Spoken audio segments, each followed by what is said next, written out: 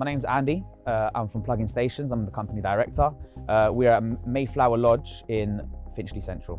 We are installing 8 Easee Charges for the site, and we're also infrastructuring a further 8 Easee Readies. The residents of the site needed some EV car chargers installed because we were able to claim £10,800 worth of grant. If anyone else buys more electric vehicles, we have enough infrastructure and working charge points for everyone.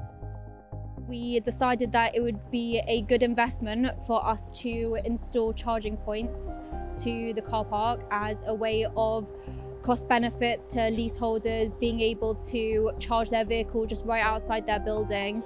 It will definitely be a lot easier for them to charge their cars here wherever they are in petrol stations. It's always very inconvenient. You have to leave your car for an extended period of time. For here, leave it overnight, you'll be fine, and then get in your car the next day and drive off. For me, this site is exactly what we're going to need to adopt EV fully by 2035. The government have set that target of 2035 for it to be fully electric. I think sites like this, it really does matter. For us, the future of driving is electric, so it should be great.